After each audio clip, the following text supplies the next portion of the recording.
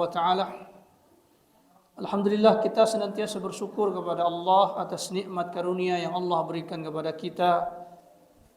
Senantiasa diberikan taufik oleh Allah Ta'ala untuk senantiasa beribadah kepadanya. Kita diberikan taufik untuk senantiasa menghindari perkara-perkara yang dilarang oleh Allah Subhanahu wa Ta'ala.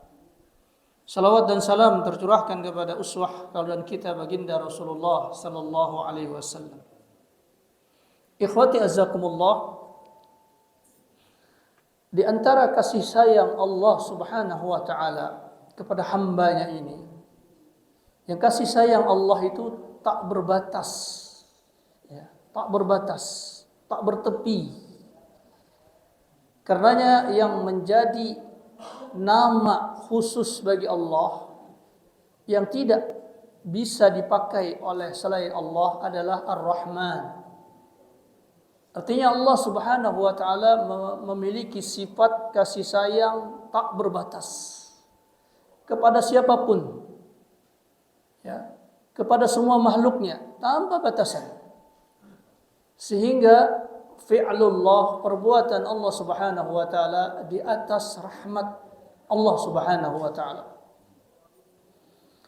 Dan di antara rahmat dan kasih sayang Allah Subhanahu wa Ta'ala kepada kita makhluknya, manusia, adalah tidak meninggalkan manusia itu dalam keadaan hiyarah, dalam keadaan bingung, dalam keadaan jahil, tidak mengerti tentang urusan-urusannya. Maka Allah Subhanahu wa Ta'ala mengutus para anbiya war rusul, mengutus para nabi dan rasul kepada manusia tersebut. Ya, yang para nabi dan rasul ini mengajarkan tentang tata cara hidup manusia di dalam kehidupan dunia ini. Ya. Sebab ikhwati azzakumullah, sebesar apapun pengetahuan seseorang, akal seseorang, kalau dia tidak diberikan petunjuk dari Allah Subhanahu wa Ta'ala, maka dia tidak akan mampu mengetahui mana yang maslahat, mana yang mafsadat. Dan apabila seseorang itu, ikhwati azzakumullah, ditinggalkan bersama akalnya, maka mereka akan saling menzalimi. Karena akal manusia berbeda-beda satu dengan yang lainnya.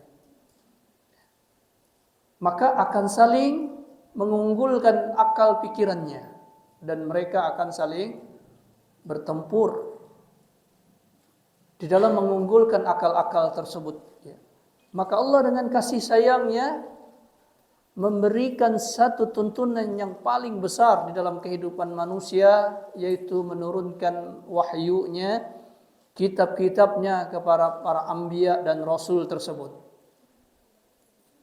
Maka dengan kitab-kitab Allah Tabaraka wa Ta'ala ini, mengertilah manusia mana yang maslahat, mana yang mafsadat, mana yang baik, mana yang buruk.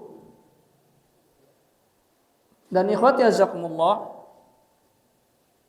inilah yang menjadi pemersatu dari manusia tersebut, sehingga mereka tunduk dan taat kepada aturan-aturan Allah Tabaraka wa Ta'ala. Semisal Bapak Ibu yang dirahmati Allah, urusan harta. Urusan harta ini itu mesti manusia apa? Pinginnya paling banyak, ya, pinginnya paling banyak, paling berlimpah, ya, sehingga berlomba-lombalah manusia itu mencapai paling banyak tersebut, dengan segala akalnya, dengan segala upayanya tersebut. Maka ini potensi besar manusia akan apa? Berantem. Karenanya ikhwati azzakumullah, perkara yang paling detil yang Allah sampaikan di dalam Al-Quranul Karim, melebihi detilnya perkara-perkara yang lain, adalah masalah harta. Yaitu di mana? Di bab waris. Ya. Persentasenya disebutkan, ya. Siapa yang mendapatkan bahagian disebutkan detil. Tapi masalah zakat hanya disebutkan zakat saja. Berapa bagian zakat nggak disebut di dalam Al-Quran. Tapi bagian waris disebut. Sebab ikhwati azzakumullah, kalau seandainya tidak disebut di dalam Al-Quran, maka apa?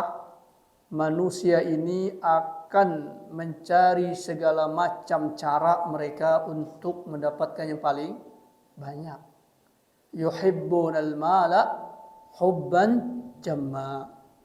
Mereka itu terhadap harta mencintainya dengan cinta yang memenuhi segenap rasa, mengumpulkan segenap rasa mereka.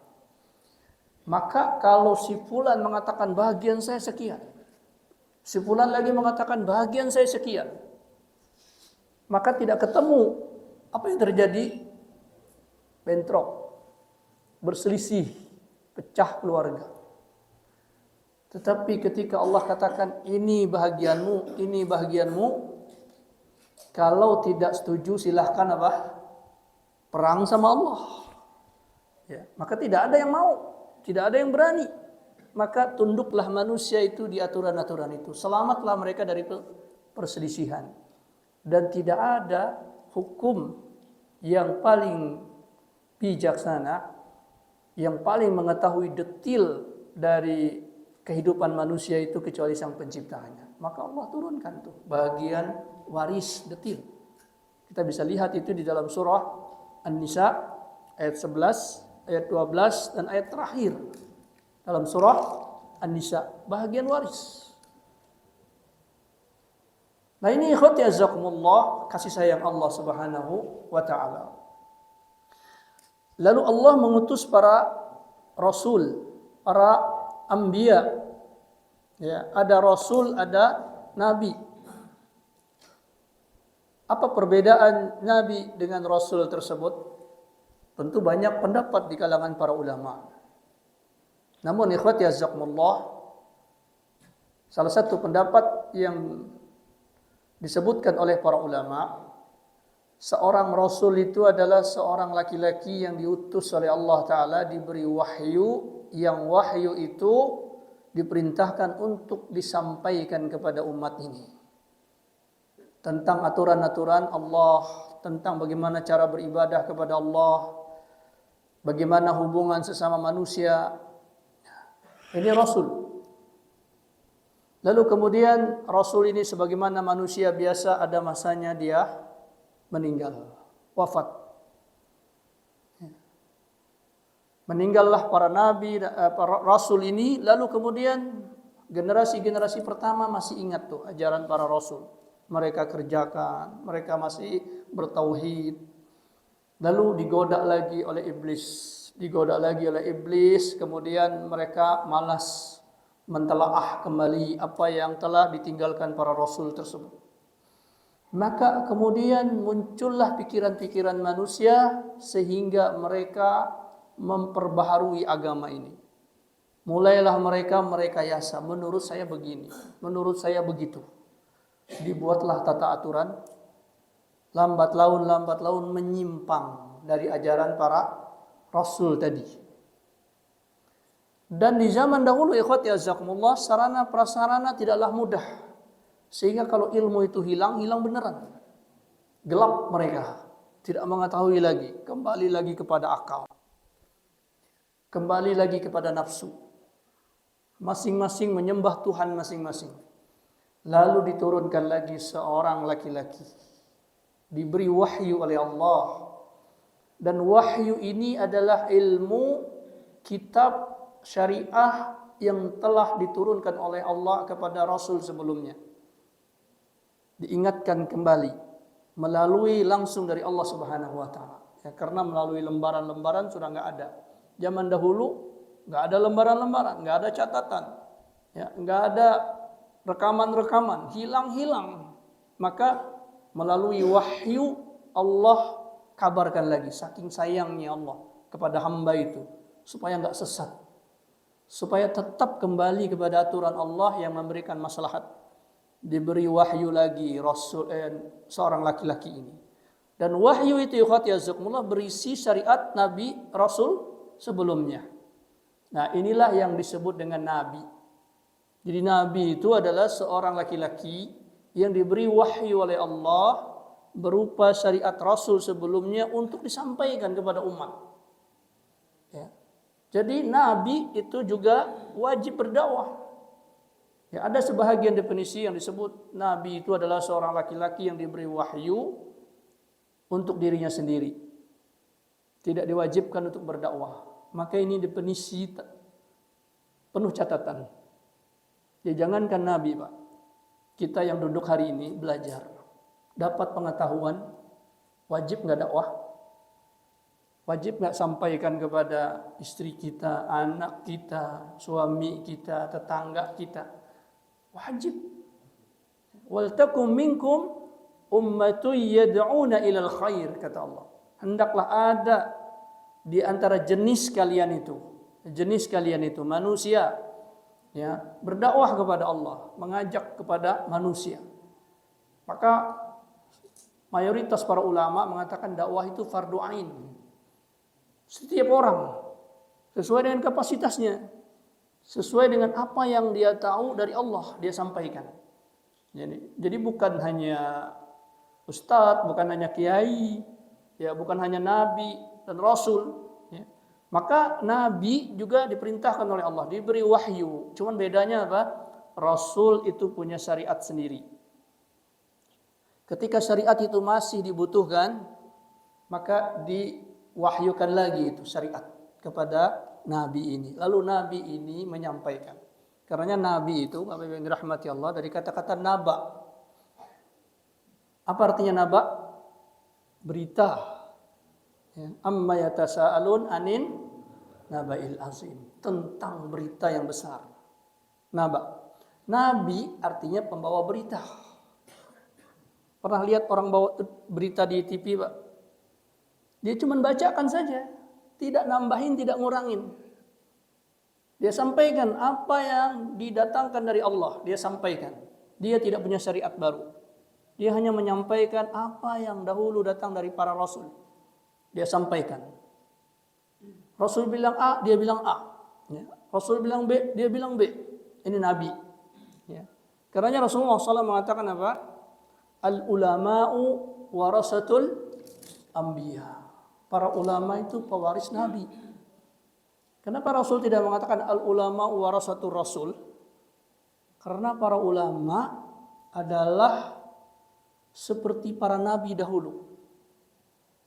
Yaitu para ulama hanya menyampaikan dari Rasulullah SAW. Tidak boleh dia tambahkan, dia tidak boleh dia kurangkan. Apa yang datang dari Rasulullah SAW itulah yang dia sampaikan. Ya, maka dia sama dengan nabi, pewaris nabi. Ya, bukan pewaris rasul. Kalau rasul punya syariat, punya aturan yang ditambahkan oleh Allah. Ya, berubah. Ya. Setiap rasul datang lalu diperlukan lagi syariat baru, munculkan lagi rasul baru. Diajarkan lagi oleh rasul ini, kemudian banyak lagi yang hilang ilmu itu, diturunkan lagi seseorang yang ngingatin tentang sunnah para rasul ini. Diingatkan lagi oleh para nabi ini. Seterusnya berganti-ganti. Dan berganti juga kitab yang diturunkan oleh Allah Subhanahu wa ta'ala. Datang Nabi Ibrahim, diberikan oleh Allah suhuf. Lalu kemudian lenyap lagi syariat Nabi Ibrahim, datangkan lagi Nabi. Datangkan lagi, kemudian berubah lagi aturan Allah karena perubahan zaman. Ditambahkan lagi aturan, diturunkan lagi Rasul, sampai datang Rasulullah Sallallahu Alaihi Wasallam. Bahwa beliau adalah seorang Nabi, karena beliau juga menyampaikan apa yang disampaikan oleh Nabi-Nabi terdahulu. Dan beliau juga seorang Rasul karena Allah menambahkan syariat-syariat baru yang belum disyariatkan sebelumnya. Entah mengurangi, entah menambahkan. Ya, sampai kemudian ikhwati azzakumullah, ketika Rasulullah SAW melaksanakan Hajjatul Wada di tahun ke-10 Hijriah, di tanggal 9 Dzulhijjah tahun ke-10 Hijriah, di hari Jumat. Di hari Jumat Rasulullah SAW tawaf wada, wukuf di padang Arafah, turunlah firman Allah Ta'ala, Al-yawma akmaltu lakum dinakum wa atmamtu 'alaikum ni'mati wa raditu lakumul Islam madina. Pada hari ini kata Allah, telah aku sempurnakan agamamu.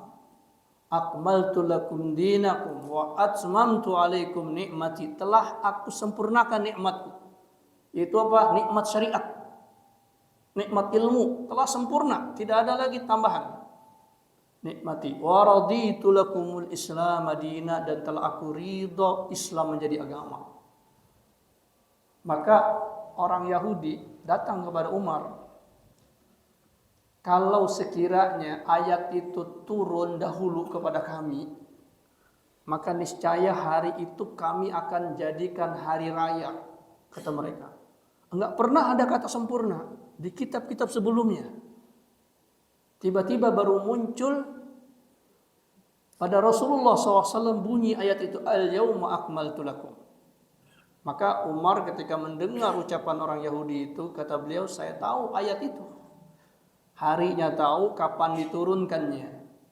Ya, karenanya hari Jumat itu, Bapak Ibu yang dirahmati Allah, dijadikan hari Id bagi kaum muslimin. Id tiap pekanan. Ya, karenanya haram orang saum di hari Jumat. Ya, karena itu hari Id. Yaitu di mana Allah Subhanahu wa taala sempurnakan din tersebutnya. Nah, ini Rasulullah SAW. Maka tidak ada lagi nabi, tidak ada lagi rasul, yang ada pewarisnya. Yang diwarisin siapa? Nabi. Tugas mereka nyampain saja. Dari rasul begini, tidak nambahi, tidak mengurangi. Tukang berita, ya, menyampaikan apa yang datang dari rasul tersebut. Maka ikhwati azzakumullah, ketika para nabi dan rasul ini wafat, maka seandainya Allah Subhanahu wa taala mengutus para nabi saja tanpa ada Alkitab, bingung kita. Maka Allah turunkan Al-Quran, turunkan kitab tersebut sebagai catatan atas apa yang telah disampaikan oleh para nabi dan rasul tersebut, supaya sama, tidak berubah. Ya. Maka Allah turunkan Al-Quranul Karim. Lalu Allah Subhanahu wa taala jaminkan, ya, keautentikan, keaslian dari kitabnya tersebut. Inna nahnu nazzalna dzikra wa inna lahu lahafizun. Sungguhnya kamilah yang menurunkan Al-Quran, Al-Dzikra, dan juga sunnah Rasulullah SAW. Jadi al-dzikra ini dua maknanya, Al-Quran dan as-sunnah. Karena Rasulullah SAW dalam hadis yang mulia mengatakan, utitul Quran wa mislahu. Aku diberikan oleh Allah Ta'ala Al-Quran dan yang sepadan dengan Al-Quran, yaitu sunnah Rasulullah SAW. Maka para ulama mengatakan al-dzikra di sini maknanya Al-Quran dan as-sunnah. Maka Allah jagakan, inna nahnu nazzalna dzikra wa inna lahu lahafizun. Kemudian ikhwati azakumullah, kalau kita mentelaah Al-Quranul Karim tentang turunnya Al-Quran, turunnya kitab-kitab Allah, itu bahasa Al-Quran adalah anzalna, nazzalna. Ada anzala, ada nazzala. Ada anzala, ada nazzala. Semua kitab-kitab sebelum Al-Quran, sebelum Rasulullah, itu selalu dibahasakan oleh Allah Ta'ala dengan kata-kata anzala. Dia tidak pernah diucapkan dengan nazzala. Kita lihat itu misalnya di surah Ali Imran, di ayat pertama atau kedua itu, ya. Allahu la ilaha illa huwal hayyul qayyum. Apa? Allahu la ilaha illa huwal hayyul qayyum nazzala 'alaikal kitaba bil haqq musaddiqan lima baina yadayhi wa anzalal furqan wa anzalat taurata wal injil. Allah katakan wa anzalat taurata wal injil. Allah tidak katakan nazzalat taurata wal Injil, tapi anzalat Taurat wal Injil, ya anzalal Furqan. Ya. Anazzalna 'alaika dzikra, dan kami turunkan kepada engkau adz-dzikra. Ya, ketika Al-Qur'an maka terkadang anzala. Ya, sebagaimana Allah Ta'ala berfirman dalam surah Al-Qadar, anzalna fi lailatul qadar. Inna anzalnahu fi lailatul qadar. Sungguhnya kami menurunkan Al-Qur'an pada malam Lailatul Qadar. Itu pakai anzala. Ya. Inna nahnu nazzalna adz-dzikra wa inna lahu lahafizun. Di situ menggunakan nazzala. Maka para ulama mengatakan anzala itu maknanya menurunkan kitab itu sekaligus. Maka kitab-kitab terdahulu diturunkan sekaligus, satu kitab.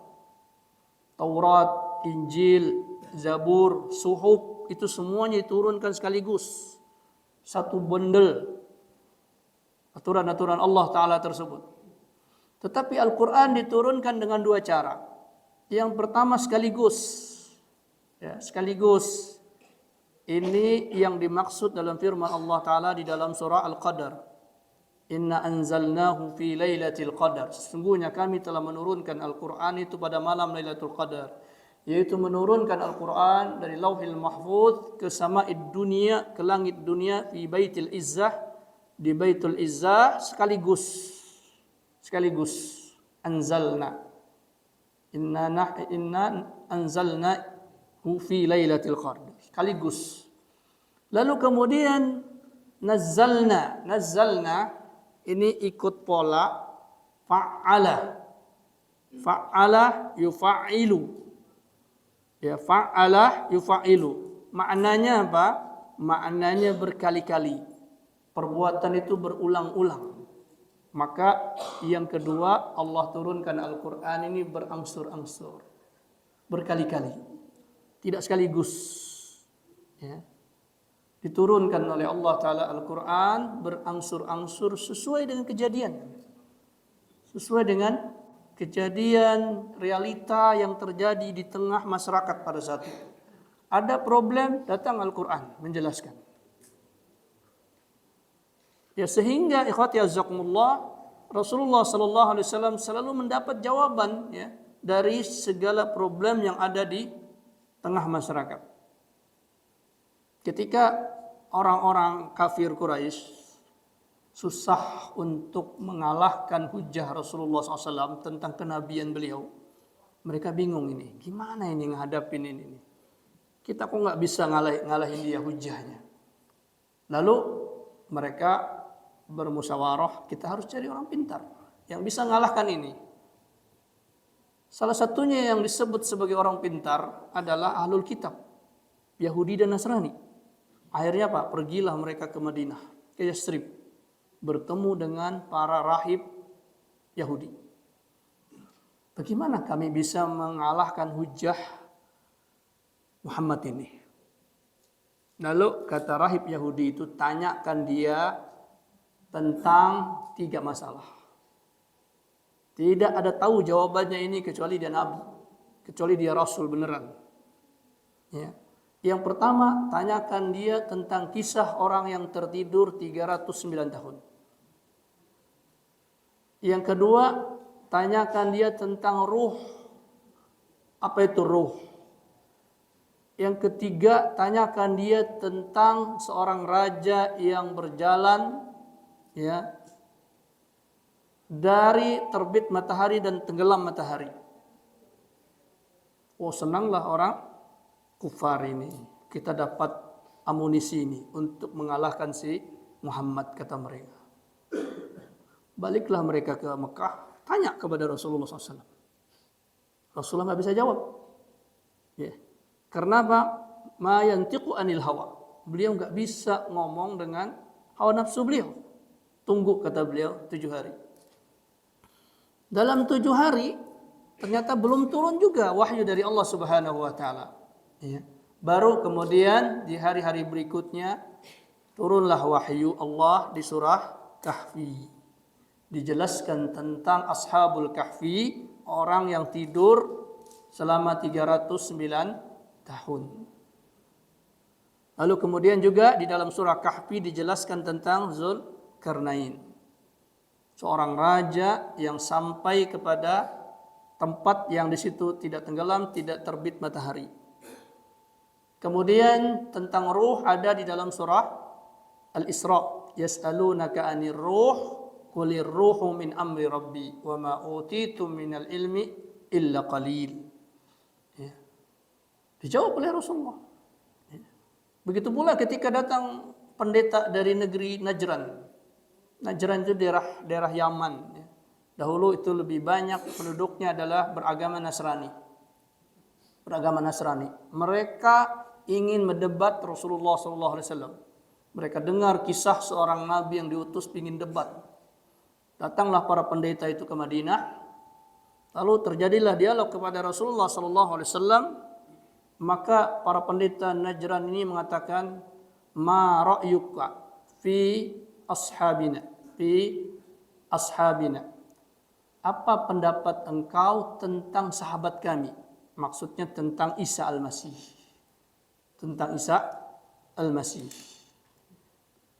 Kalau dia bukan Tuhan, kenapa dia lahir tanpa seorang ayah?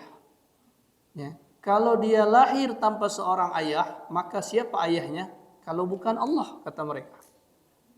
Terdiamlah Rasulullah SAW.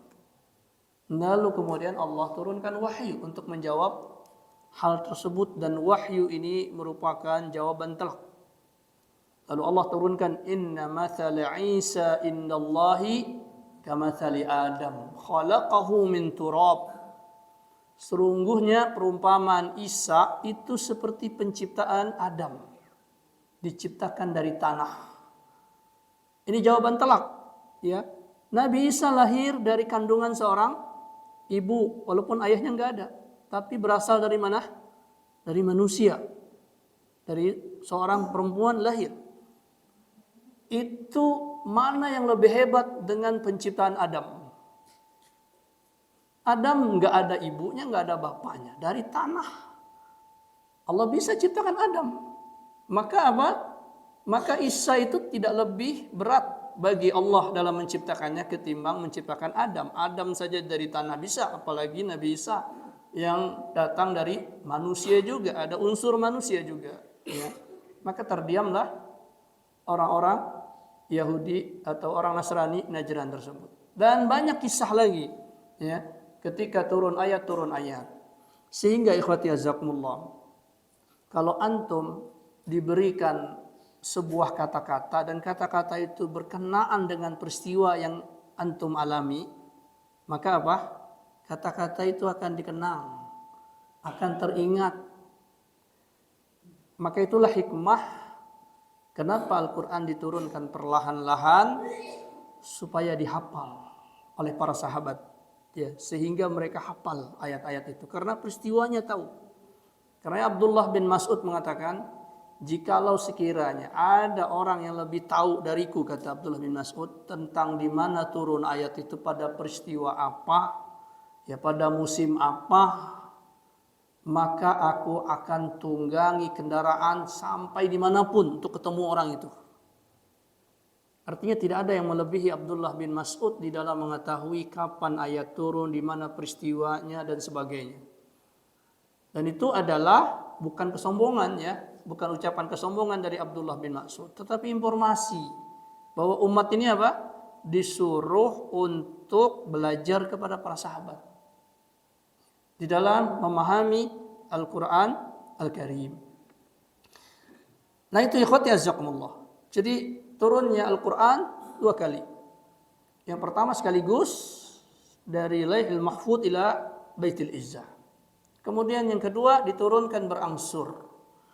Maka yang dimaksud dengan nuzulul Quran, hari turunnya Al-Quran, yaitu disebutkan dalam surah Al-Baqarah, Syahrul Ramadan alladzi unzila fihi al-Quran. Bulan Ramadan adalah hari diturunkannya Al-Quran. Pakai unzila, anzala, berarti sekaligus. Berarti yang dimaksud apa? Turunnya Al-Quran dari Lauhil Mahfud ila sama'id dunia. sekaligus. Ya. Lalu juga yang dimaksud adalah turunnya Al-Quran pertama kali, ayat yang pertama kali. Ayat yang pertama kali turun kepada Rasulullah Sallallahu Alaihi Wasallam, dan itu di bulan Ramadan. Di bulan Ramadan. Harinya hari apa, Pak? Turun pertama kali Al-Quran itu kepada Rasulullah hari apa? Hari apa, Pak? Hari Senin. Dari mana kita tahu hari Senin? Karena Rasulullah yang ngomong. Ketika beliau ditanya kenapa saum di hari Senin, beliau mengatakan, hadza yaumun wulidtu wa yaumun unzila alayya. Itu adalah hari di mana aku dilahirkan dan di mana diturunkan pertama kali kepadaku. Maksudnya Al-Quran. Jadi bulannya ketahuan, Syahrul Ramadan. Kemudian harinya ketahuan. Tanggalnya tanggal berapa? Maka tanggalnya Rasulullah Sallallahu Alaihi Wasallam kita cari tanggalnya. Maka kita dapat informasi Al-Quran. Inna anzalnahu fi lailatul qadar. Itu diturunkan di malam Lailatul Qadar. Lalu kata Rasulullah, taharrau Lailatul Qadar fil asril awakhir min Ramadan. Cari Lailatul Qadar itu di 10 akhir Ramadan. Berarti tanggal berapa tuh kira-kira? 21 dan diganjil 21, 22, 23, 25, 27, 29. Antara itu. Lalu kemudian bagaimana mengetahui tanggalnya itu? Dihitung mundur. Kapan Rasulullah SAW menjadi Nabi? Pada usia berapa Rasulullah diangkat menjadi Nabi? Pada usia 40 tahun. Dihitung mundur. Di tahun 40. Maka didapatkan di bulan Ramadan, itu tanggal di hari Senin, karena harinya sudah ketemu, ya, adalah angkanya angka 7. Kemudian tanggal setelah 7 berarti apa? 15, kemudian berapa? 21, ya, 21, kemudian 28. Angka 7 itu mungkin tidak? Tidak mungkin. Ya, karena apa? Karena itu sebelum 10 akhir dari Ramadan, ya. Angka 15 juga tidak memungkinkan karena itu sebelum akhir. Tinggal dua pilihan nih, 21 dengan 28. 28 genap. Tinggal 21. Maka pendapat yang kuat di kalangan para ulama, nuzulul Quran terjadi pada 21 Ramadan. Lalu bagaimana dengan pendapat yang mengatakan nuzulul Quran terjadi pada tanggal 17 Ramadan? Dan ini pendapat masyhur di kalangan para ulama. Maka salah satu dalil yang digunakan tentang tanggal 17 adalah surah Al-Anfal, ya. Surah Al-Anfal, yaitu turunnya Al-Quran itu Yaumal Furqan. Yaumal Furqan adalah hari pembeda, maksudnya Perang Badar. Perang Badar itu terjadi di bulan Ramadan dan terjadi di tanggal 17 Ramadan. Ya. Maka informasi di surah Al-Anfal mengatakan, apabila kalian beriman dengan apa yang kami turunkan, Yaumal Furqan, Yaumal Taqal Jam'ani, pada hari Al-Furqan, pada hari bertemunya dua pasukan besar, maka itu tanggal 17 Ramadan. Nah, sehingga dikatakan Al-Quran itu turun tanggal 17 Ramadan. Maka ini dijawab oleh sebagian para ulama, itu maksudnya adalah Perang Badar itu adalah perang pertama dalam Islam. Perang pertama dalam Islam, dan Allah mentakdirkan perang itu kaum muslimin menang. Sehingga apa? Dapat terampasan perang banyak. Dan pada saat itu belum mengetahui bagaimana cara baginya. Rebutanlah. Ya, para sahabat juga manusiawi, rebutan. Ya, pemuda-pemudanya mengatakan kami yang berhak lebih banyak karena kami yang di depan. Yang tua-tua bilang kami juga harusnya lebih banyak karena kamilah yang berada di sekitar Rasulullah. Kami yang membela beliau, rebutan. Ya. Sehingga apa? Mereka saling mengunggulkan. Lalu kemudian turunlah surah Al-Anfal. Yas'alunaka 'anil anfal. Qulil anfalu lillahi wa lirrasulih. Mereka bertanya kepada engkau tentang rampasan perang. Ya. Maka turunlah pembahagian rampasan perang itu di hari perang Badar tersebut, yaitu tanggal 17 Ramadan. Maka yang dimaksud apabila kalian beriman dengan apa yang diturunkan, maksudnya kalau kalian bagi rampasan perang ini, bagilah sebagaimana ayat yang turun di tanggal 17 tersebut. Jadi ayat itu ayat khusus. Ayat yang menceritakan tentang rampasan perang, bukan ayat pertama. Ya, bukan ayat pertama. Ya, sehingga tidak ada saling berbentrokan antara informasi di dalam Al-Quran tersebut. Namun ikhwati azakumullah, yang paling penting di kita adalah Al-Quranul Karim itu adalah bukti tentang kerasulan Rasulullah sallallahu alaihi wasallam. Dahulu ikhwati azakumullah, setiap umat itu yakin kalau yang datang kepada mereka adalah Rasul. Bagaimana cara mereka yakin? Kalau yang datang kepada mereka adalah Rasul Allah, Nabi Allah, gimana caranya, Pak? Ada bukti. Itulah yang disebut dengan mukjizat. Satu peristiwa yang tidak bisa dilakukan manusia biasa. Ya. Ketika Nabi Soleh dianggap sebagai manusia biasa, coba tunjukkan mukjizatmu. Bisa nggak engkau ngeluarin onta dari bukit yang keras terjal, keluarin tuh onta. Doa Nabi Soleh, keluarlah onta dari bukit yang keras. Nabi Ibrahim alaihissalam dilihat oleh umatnya, ya, masuk dibakar di api, tiba-tiba keluar dalam keadaan kedinginan. Maka setiap umat itu melihat mukjizat Nabi itu sehingga meyakinlah mereka Nabi. Sehingga datanglah Rasulullah SAW, dan Rasulullah ini adalah Rasul pada saat beliau diutus dan ila yaumil qiyamah. Beliau juga Rasul buat kita. Kalau yang hidup di zaman Rasul bisa melihat mukjizat Rasulullah, sehingga mereka yakin ini Rasul. Nah sekarang kita, padahal kita ini termasuk umat Rasulullah. Bagaimana supaya kita yakin bahwa Rasulullah itu adalah Rasul? Harus lihat mukjizatnya. Maka kalau kita ditanya apa mukjizat Rasulullah, jawaban paling populer apa? Al-Quran. Dan itu benar.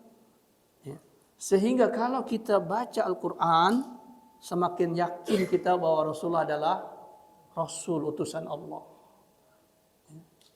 Bagaimana orang yang buta huruf, Rasulullah memang tidak bisa baca, tidak bisa nulis karena beliau nggak pernah belajar.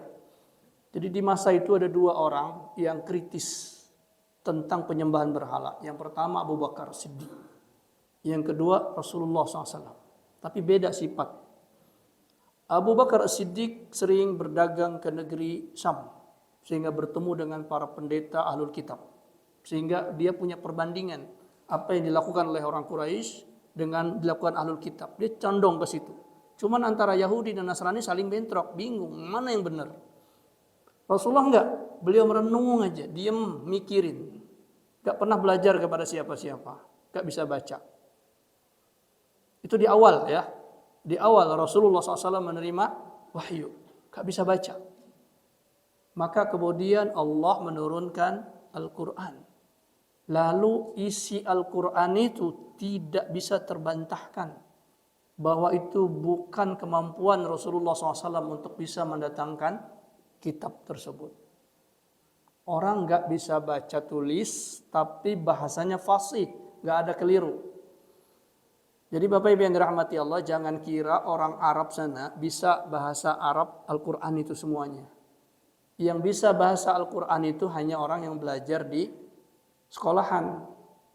Yang nggak belajar di sekolahan nggak ngerti ya tentang benar fasihnya bacaan Al-Quran tersebut. Kalau dia belajar bahasa Arab, dia belajar nahu, sorob, barulah. Karenanya orang-orang Arab itu banyak yang lebih takjub kepada orang di luar Arab. Kalau datang orang Indonesia ngomong, mereka itu nggak pede. Kenapa? Karena orang Indonesia lebih fasih dari mereka. Ya. Orang Indonesia belajar bahasa Arab melalui kaidah-kaidah. Tahu mana yang fa'il, mana yang maf'ul dan lain-lain sebagainya. Ya. Taib, ya, kita azan terlebih dahulu.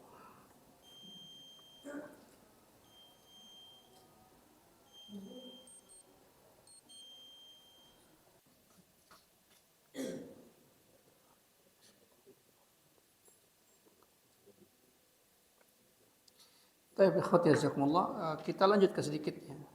Artinya Al-Quran itu bukan kapasitas manusia untuk menulisnya, untuk mendatangkannya. Baik dari sisi tata bahasa maupun dari sisi isi. Ya, sehingga orang yang belajar Al-Quran tahu betul bahwa di alam semesta ini ada Allah. Dan yang menyampaikan Al-Quran ini benar-benar utusan Allah. Nggak bisa terbantahkan. Siapa saja yang membaca itu. Ya. Makanya banyak orang ketika dia betul kembali kepada Al-Quran, dia langsung bersahadat.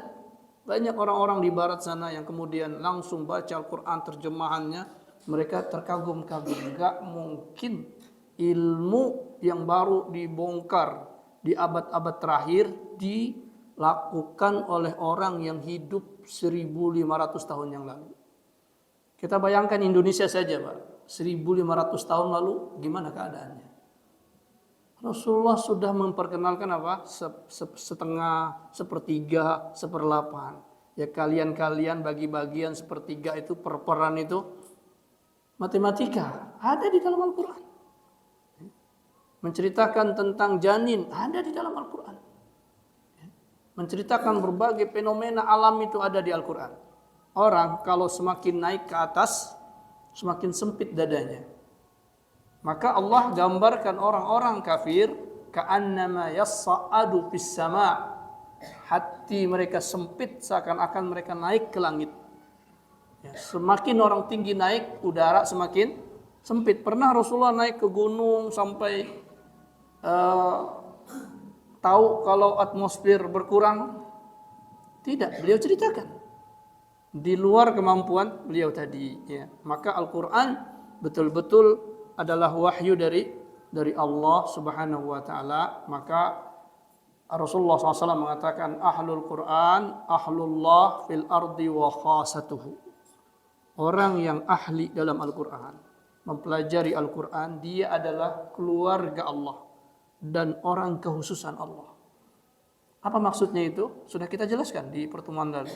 Apakah Allah punya cucu, punya anak, punya istri, punya keluarga? Tidak. Maksudnya keluarga Allah di muka bumi artinya orang yang paling ngerti tentang Allah. Karena tidak kenal kita kepada Allah kalau tidak baca Al-Quran. Tidak kenal kita kepada Rasulullah kalau kita tidak baca Al-Quran. Dan tidak akan kuat iman kita kepada Allah, kepada Rasulullah kalau kita nggak baca Al-Quran. Dan tentunya di sini membacanya dengan pengertian, ya, dengan pemahaman, karena disitulah informasi yang benar, ya, yang menjadi mukjizat bagi setiap orang yang membaca Al-Quran Al-Karim, ya, sehingga seakan-akan kita hidup melihat Rasulullah. Percaya beliau adalah utusan Allah Tabaraka wa Ta'ala melalui ayat-ayat Al-Quran. Nah, ikhwati jazakumullah, untuk muqaddimah tentang Al-Quran kita sampaikan di sini. Kalau ada pertanyaan, falyatafadhal.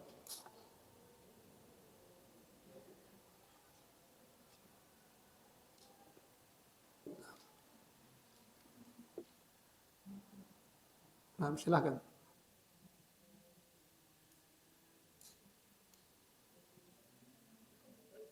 Ya, Waalaikumsalam. Ya. Nah, iya. Jadi yang dimaksud haram di sini adalah menyengaja menghususkan Jumat dengan saum. Tetapi kalau dia berkaitan dengan hari sebelumnya, hari sesudahnya, atau berkaitan dengan kebiasaan kita atau kewajiban kita, maka tidaklah haram. Ya seperti Ramadan, mesti ada Jumat di situ. Ya, Ayamul Bid juga, ya seumpama kita mulai Jumat, maka Sabtu harus saum. Ya karenanya ketika istri Rasulullah Shallallahu Alaihi Wasallam menginginkan saum pada hari Jumat, maka Rasulullah tanya, apakah sebelum ini engkau saum, maksudnya hari Kamis, kamu saum enggak? Dia bilang enggak. Apakah nanti Sabtu engkau akan saum? Bilang enggak. Oh kalau begitu enggak boleh. Ya. Jadi kalau mau saum di hari Jumat, maka sebelumnya harus saum atau sesudahnya harus saum. Tapi menyendirikan dengan hari Jumat, maka ini tidak boleh. Salah satu illah sebabnya dikatakan para ulama adalah hari Jumat itu adalah hari Id. Jadi demikian, wallahu a'lam.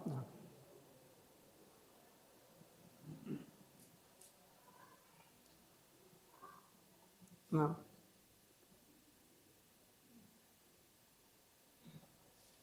Ya, silakan.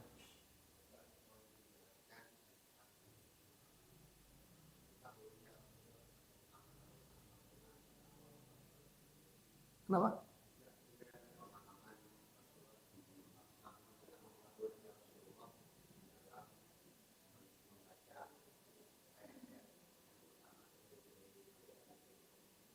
Nah, jadi sebagaimana kita sebut Rasulullah nggak bisa baca, beliau hanya bisa menirukan. Maka ketika Jibril alaihissalam menurunkan Al-Quran dan itu tadi di suatu malam dan malam itu gelap, Rasulullah habbaba ilaihil khala, beliau menyukai menyendiri, turun, ngambil bekal, naik lagi ke Gua Hira. Itu dimulai dari bulan Rabiul Awal. Dari bulan Rabiul Awal, Rabiul Akhir, Jumadil Ula, Jumadil Tsaniyah, Rajab, Sya'ban, Ramadan. Ini berapa bulan ini? 7 bulan ya. 7 bulan Rasulullah bolak-balik. Di Ramadan itu turunlah Al-Quran. Dan beliau melihat makhluk yang tidak biasa. Gak pernah beliau lihat. Gak punya informasi dengan makhluk tersebut. Kira-kira kalau kita Pak, jangankan di gua sendirian ya, di rumah sholat tahajud, ngelihat makhluk yang begitu, ya bukan lagi kita sholat mungkin pingsan. Ya. Rasulullah juga demikian, takut beliau, ketakutan luar biasa ya. Ya, dipeluk oleh malaikat tersebut, dilepas lagi, dipeluk lagi sampai disuruh meniru ucapan-ucapan dari malaikat tersebut. Itu pun beliau nggak tahu kalau itu malaikat, nggak tahu, takut luar biasa sampai apa? Beliau turun langsung minta diselimuti saking takutnya. Nggak hilang rasa takut beliau tersebut. Ya. Sampai kemudian Khadijah memberikan hiburan kepada Rasulullah, engkau ini orang yang nyambung silaturahmi, engkau ini orang baik, nggak mungkin engkau dizalimi. Lalu dibawalah Rasulullah ke paman beliau, Waraqah bin Naufal, anak paman beliau, berarti sepupu ya. Waraqah itu sepupunya Khadijah, tapi usianya sudah tua. Waraqah lah yang menanya, apa yang kau lihat? Yang aku lihat adalah makhluk yang bersayap, yang sayapnya mencapai ufuk timur dan barat. Ketika disifatkan oleh Rasulullah, Waraqah lah yang mengatakan, hadza namus alladzi ya'ti ila Musa. Itu adalah namus atau Jibril, dia bahasa Ibrani-nya, yang dahulu pernah datang kepada Nabi Musa. Berarti engkau adalah Nabi Rasul akhir zaman. Jadi yang menyebut Rasulullah Nabi akhir zaman siapa? Waraqah bin Naufal. Rasulullah nggak pernah ngaku, nggak pernah mengatakan saya Nabi, saya Rasul.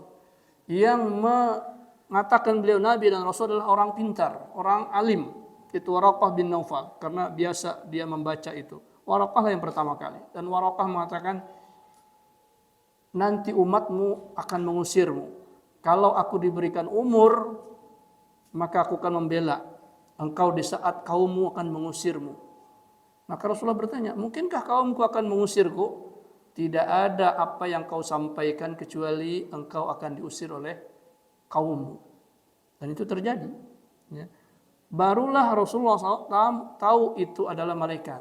Nah kemudian apa ya ikhwati jazakumullah, setelah beliau dikasih informasi oleh Waraqah itu, bimbang, ragu, benar Nabi, benarkah dia Rasul? Bimbang, sehingga diceritakan di dalam beberapa riwayat, antara wahyu pertama dengan wahyu kedua panjang jedanya, sehingga bingung beliau, benar nggak Rasul? Tapi ini malaikat yang datang-datang. Dalam keadaan bimbang itu diceritakan Rasulullah naik ke sebuah bukit, lalu beliau ingin menjatuhkan diri. Ya. Ingin menjatuhkan diri, ketika beliau ingin menjatuhkan diri, datanglah malaikat Jibril. Lalu malaikat Jibril itu mengatakan, anta haqqun Rasulullah. Anta haqqun Rasulullah. Engkau benar adalah utusan Allah. Barulah Rasulullah yakin. Ya. Barulah Rasulullah yakin bahwa beliau seorang Rasul.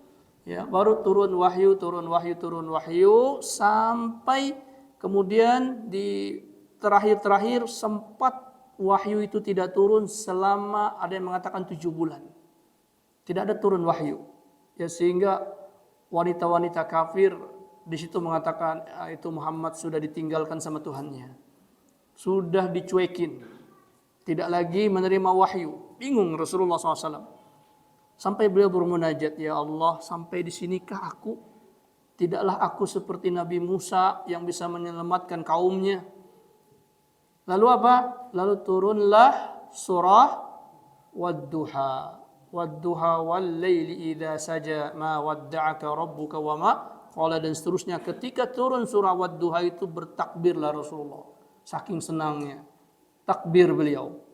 Ya, karenanya di sebahagian kaum muslimin kalau hataman Al-Quran sampai di surah Wadduha itu apa? Takbir. Itu kisahnya. Sempat terputus wahyu lalu turun surah Wadduha, ma wadda'aka rabbuka wa ma qala. Tuhanmu tidaklah meninggalkan engkau dan tidaklah Tuhanmu bosan kepada engkau. Ya. Senanglah Rasulullah, bahagia kembali Rasulullah sallallahu alaihi wasallam. Jadi begitu. Jadi Rasulullah tidak merekayasa sebagaimana nabi-nabi palsu. Itu yang ngaku jadi nabi siapa? Mereka sendiri. Saya nabi, saya rasul. Ketika ketemu dengan orang yang alim, pintar, akhirnya apa? Keok. Ya, dulu ada yang ngaku jadi nabi. Pelatih bulu tangkis. Ya, ngaku jadi nabi. Ahmad Musaddiq. Ya, ngaku jadi nabi. Lalu dipertemukan dengan salah seorang ulama, di antaranya Said Agil Siraj, didebat sama beliau, gak bisa jawab. Ya. Masa Nabi gak bisa jawab? Ya karena apa? Karena dia ngaku sendiri. Rasulullah SAW tidak pernah mengaku beliau menjadi Nabi, tapi dipersaksikan oleh seorang alim, engkau adalah Nabi akhir zaman. Karena beliau gak pernah ngada-ngada. Apa yang diceritakan itu terbukti dari kitab-kitab terdahulu. Ya. Jadi itu sejarah awal turunnya Al-Quran dan di mana Rasulullah SAW diangkat oleh Allah Ta'ala menjadi Rasul akhir zaman. Dan kita bisa membuktikan benarnya apa yang disebut oleh Waraqah bin Naufal itu, dan kemudian apa yang kemudian dikabarkan oleh Rasulullah, beliau adalah utusan Allah, bahwa beliau menerima wahyu, tidaklah semua apa yang keluar dari mulut beliau, perbuatan beliau, kecuali dibimbing oleh Allah Subhanahu wa taala, maka itu terwujud, terbukti dengan setiap ayat-ayat Al-Qur'an itu tidak pernah menyimpang dari akal pikiran, dari kejadian yang bisa diteliti oleh orang di masa sekarang. Demikian Bapak Ibu yang dirahmati Allah, apa yang kita ya.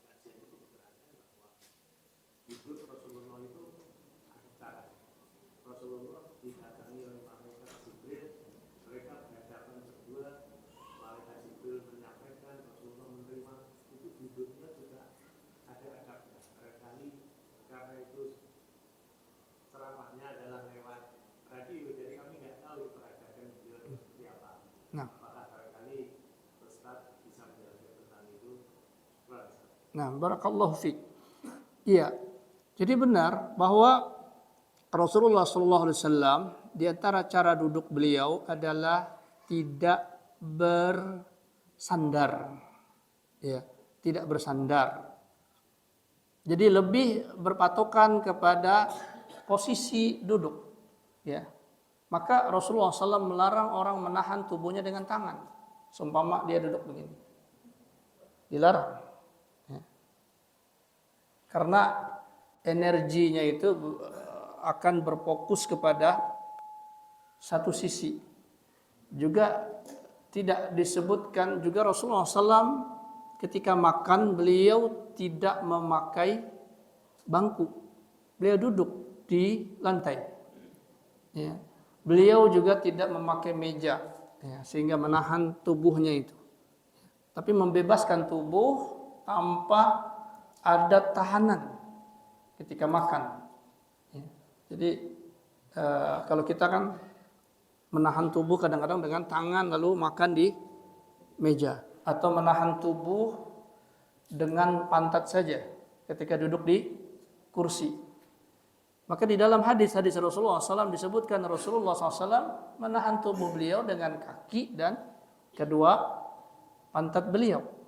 Ya, karenanya ikhwati azakumullah di dalam sholat pun dilarang kita hanya berpatokan kepada pantat kita saja ketika duduk.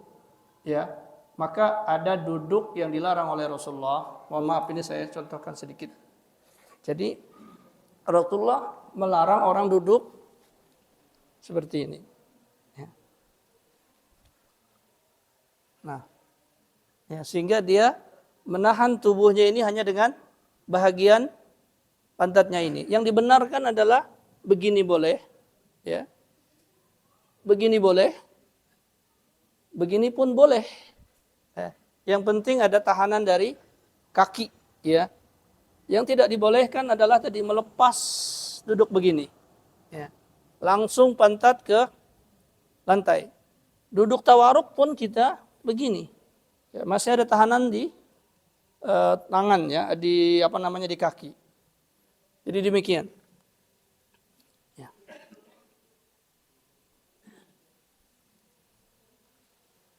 Nah, maka itu ikhwati azakumullah adalah bentuk-bentuk dari sunnah hay'ah atau sunnah fi'liyah, sunnah perbuatan, dan tidaklah mungkin itu dilakukan oleh Rasulullah kecuali atas bimbingan dari Allah Subhanahu wa taala, sehingga tubuh itu normal, tidak berfokus kepada satu titik.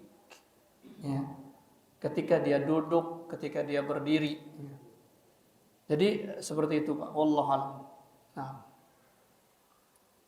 saya rasa cukup apa yang kita bahas di kesempatan kali ini. At-taufiq minallah, al-haqqu minallah, fala takunanna minal mumtarin. Aqulu qawli hadza wa astaghfirullah.